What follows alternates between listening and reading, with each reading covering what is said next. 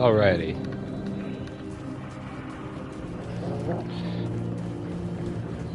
You there, Keith? I mean, I see you're in, but can you hear me? Beep, bop, bloop, bloop.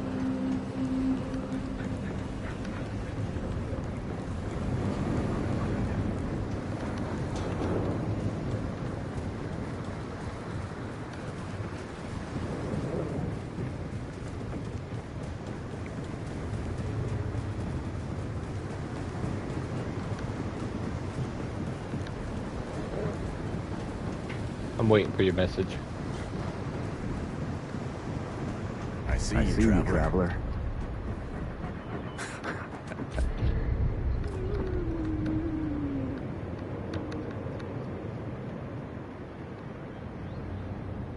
Goodbye, traveler.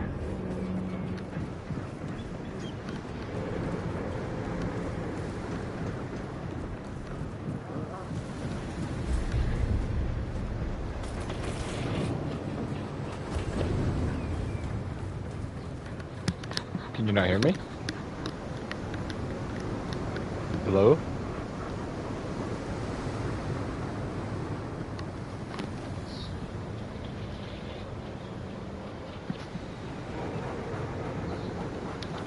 Oh, you can now? Oh.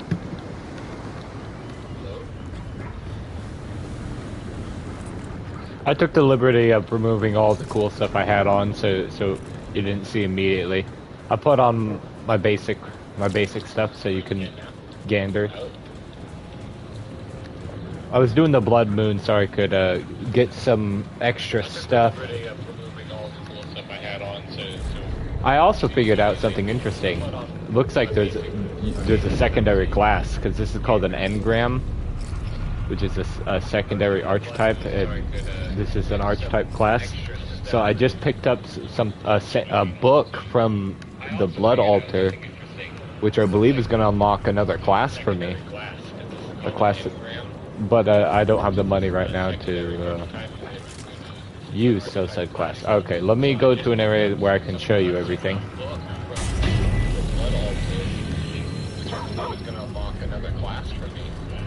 Okay, so right now I'm in the adventure. So I stopped my campaign because I actually got I was in the labyrinth and I was about to enter a new world. But I'm in the Yesha adventure where I'm like going through the world again, and I'm near the world boss again.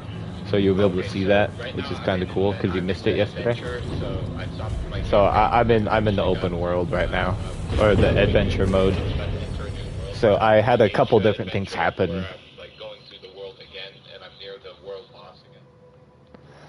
Which is really neat,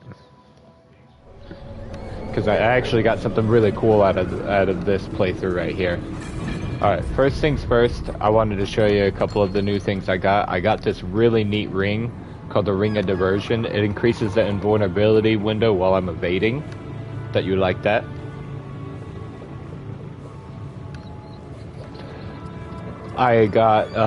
I changed up my build a little bit. So I'm running the gain 200% health regenerated as mod power, along with when I use a mod, I gain 10% of my maximum health over 10 seconds, can stack up to 30 seconds. And let's see, I got a couple other good rings. Let's see, what is another good one that I got?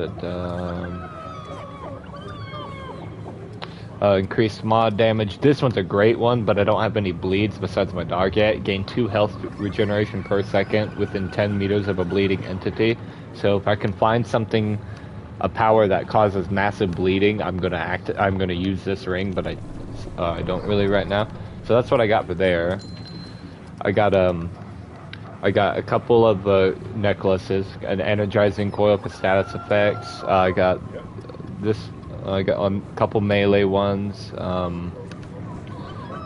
Let's see, a lot of melee ones actually, to be honest. Really strange.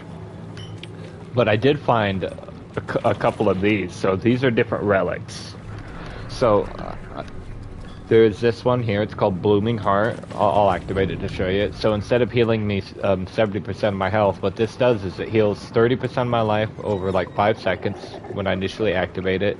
But what it also does is it'll drop 3 more that'll stay on the ground or you gotta be careful with edges because sometimes you can't grab them. These will also increase my healing regenerated by 35. It'll heal me 35% of my health over 5 seconds. So if you add all those up, that's a total of like at least 120% of my life. If I use all of them correctly, so it's not bad. I got this one. I'm not really a fan of this one.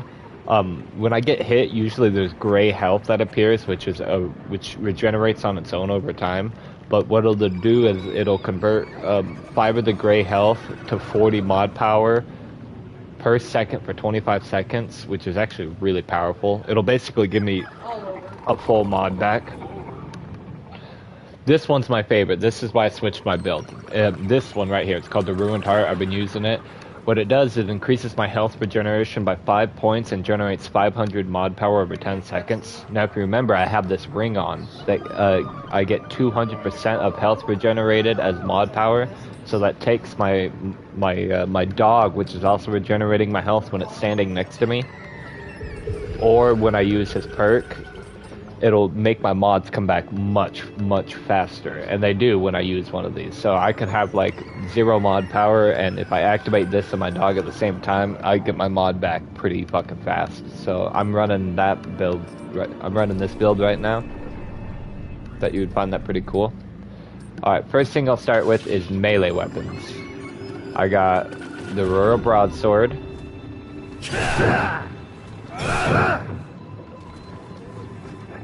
Pretty big.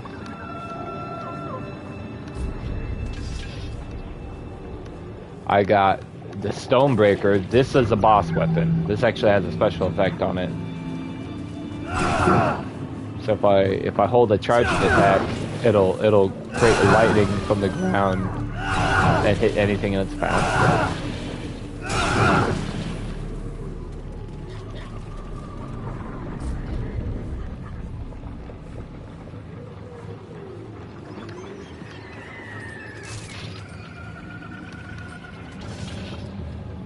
I got this Edge of the Forest sword. Nothing really special with it, it just kind of attacks kind of fast. Kind of neat. I got this one out of the Labyrinth. When I use it, it'll regenerate my mod power.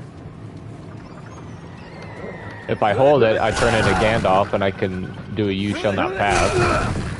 It's pretty nice. Let's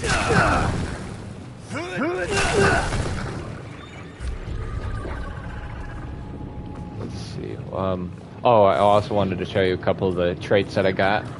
So I realized my dog is considered a archetype, so that's what the summon health for this. This will increase my dog health by, if I max it at by 100%.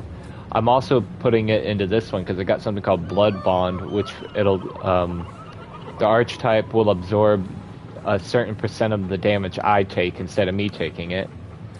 For this, I got something called Amplitude, which will increase AoE sizes of anything that has an AoE, which has a maximum of up to 50%, and I do have a couple interesting mods that this can affect with. Alright, so that's the melee weapons. This is the new handgun that I was telling you about. Alright, this is called the Cube Gun. Well, let me see if I can get into better light so you can see it.